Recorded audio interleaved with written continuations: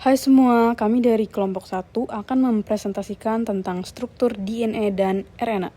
Sebelum mulai ke materinya, saya akan memperkenalkan diri dan anggota kelompok saya. Perkenalkan, nama saya Naila Sufiatul Aulia dan anggota kelompok saya ada Kania, Amel, Dian, Nazwa, Agnia, Karina, Viola, dan Nova. Setelah ini, langsung masuk ke materinya yang akan dijelaskan oleh teman-teman saya. Apa sih DNA itu? DNA merupakan makromolekul polinukleotida yang tersusun atas polimer nukleotida yang berulang-ulang, tersusun rangkap, membentuk DNA heliks ganda, dan berpilin ke kanan. Setiap nukleotida terdiri dari 3 gugus molekul, yaitu yang pertama ada gula 5 karbon, 2 deoksiribosa, yang kedua ada basa nitrogen yang terdiri dari golongan purin yaitu ada adenin dan guanin, serta golongan primidin yaitu ada sitosin dan timin. Dan yang ketiga itu ada gugus fosfat. Selanjutnya perbedaan DNA dan RNA. Adapun perbedaan dari segi komponen penyusun molekul RNA memiliki bentuk rantai pendek seperti pita tunggal atau pita ganda yang tidak berpilin. Nah, sedangkan pada molekul DNA itu memiliki bentuk rantai panjang seperti tangga tali yang berpilin ganda atau disebut dengan double helix. Nah, RNA terdiri dari rantai tunggal polinukleotida. Double helix. DNA terdiri dari 2 untai polinukleotida yang melilit satu sama lain membentuk struktur helix ganda. Setiap untai tersebut terdiri dari rantai panjang nukleotida. Nukleotida adalah unit dasar penyusunan DNA yang masing-masing terdiri dari 3 komponen. Yang pertama, gula deoksiribosa, yaitu molekul gula dengan 5 atom karbon.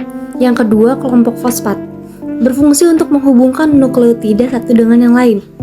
Dan yang ketiga ada basa nitrogen. Terdapat 4 jenis basa nitrogen dalam DNA, yaitu adenin, timin, sitosin, dan guanin. Pasangan basa. Basa nitrogen pada satu untai membentuk ikatan hidrogen dengan basa komplementer pada untai lainnya. Aturan pasangan basa adalah adenin berpasangan dengan timin dan sitosin berpasangan dengan guanin. Selanjutnya yaitu antiparalel, di mana kedua untai dalam double helix berorientasi antiparalel.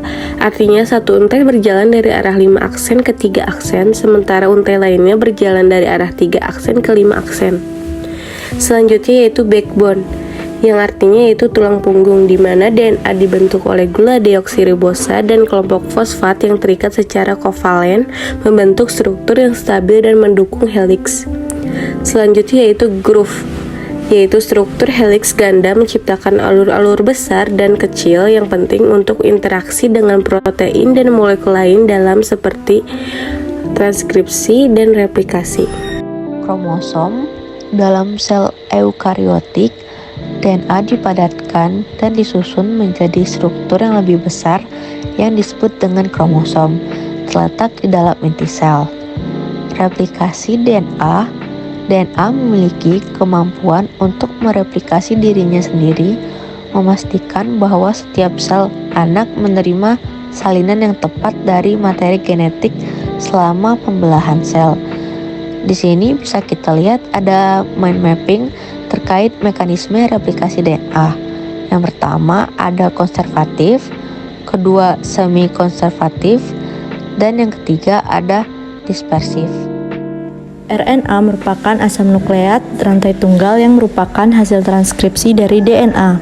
Molekul RNA inilah yang kemudian ditranslasi menjadi asam amino sebagai penyusun protein. RNA berperan dalam proses sintesis protein. Namun, pada virus tertentu, RNA juga berfungsi untuk membawa informasi genetik. Untaian tunggal. RNA biasanya terdiri dari satu untai atau single-stranded polinukleotida. Meskipun ada beberapa jenis RNA yang bisa membentuk struktur ganda atau berpasangan secara lokal. Untaian tunggal RNA atau single-stranded RNA adalah jenis RNA yang tidak memiliki struktur double helix seperti DNA. Struktur untaian tunggal ini terdiri dari rantai asam nukleat RNA yang tidak berpasangan, sehingga tidak memiliki struktur spiral seperti DNA. Selanjutnya saya akan menjelaskan lanjutan tentang RNA. Seperti halnya DNA, RNA juga terdiri dari nukleotida yang masing-masingnya terdiri dari 3 komponen. Yang pertama yaitu gula ribosa. Gula ribosa merupakan senyawa organik yang diklasifikasikan sebagai monosakarida atau gula sederhana. Nama lain dari gula ribosa adalah gula pentosa. Seperti yang dijelaskan sebelumnya bahwa DNA juga memiliki komponen gula yaitu deoksiribosa. Lalu apa bedanya deoksiribosa dengan ribosa? Bedanya, gula ribosa ini memiliki 1 atom lebih banyak dari deoksiribosa. Kemudian komponen yang kedua yaitu kelompok fosfat. Seperti DNA, RNA juga memiliki kelompok fosfat yang bertugas menghubungkan nukleotida dalam rantai polinukleotida. Komponen yang terakhir yaitu pasangan basa. Sama seperti halnya DNA, RNA juga memiliki 4 basa nitrogen, yakni adenin, sitosin, guanin, dan urasil. Urasil ini menggantikan timin yang ditemukan dalam DNA. Meskipun RNA umumnya untai tunggal, ia dapat membentuk pasangan basa internal, terutama dalam struktur sekunder seperti hairpins dan loops. Pasangan basa dalam RNA juga mempunyai aturan seperti DNA, yakni adenin berpasangan dengan urasil dan juga sitosin yang berpasangan dengan guanin. Selanjutnya ada struktur sekunder dan tersier. RNA dapat melipat membentuk struktur sekunder seperti hairpins dan struktur tersier seperti pseudo knots yang kompleks yang penting untuk fungsinya. Struktur sekunder terdiri dari DNA dan RNA. Struktur sekunder DNA yaitu double helix, sedangkan struktur sekunder pada RNA yaitu untaian tunggal dengan modifikasi struktur akibat ikatan hidrogen intramolekuler. Dan pada struktur tersier, DNA tidak mempunyai, karena DNA membentuk double helix. Struktur tersier RNA terjadi melalui pelipatan RNA hasil transkripsi, seperti struktur tusuk konde atau hairpins dan loop. Ada beberapa jenis RNA dengan fungsi yang berbeda, termasuk yang pertama ada mRNA atau messenger RNA. Messenger RNA ini mengkode informasi genetik dari DNA dan membawa instruksi ini ke ribosom untuk sintesis protein. Yang kedua ada tRNA atau transfer RNA. Transfer RNA ini mengantarkan asam amino ke ribosom selama proses translasi. Yang ketiga ada rRNA atau ribosomal RNA. Ribosomal RNA ini komponen struktural dan fungsional utama dari ribosom. Yang keempat ada snRNA atau small nuclear RNA.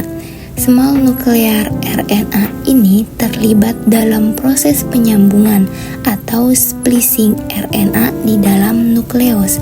Dan yang terakhir ada miRNA atau mikroRNA dan cRNA atau small interfering RNA. Kedua RNA ini terlibat dalam regulasi ekspresi gen melalui proses RNA interference. Beberapa RNA seperti ribozim memiliki kemampuan katalitik dan dapat mempercepat reaksi biokimia seperti penyambungan RNA dan pembentukan peptida. Baiklah, mungkin itu saja materi yang dapat kami sampaikan. Kurang lebihnya mohon maaf. Terima kasih.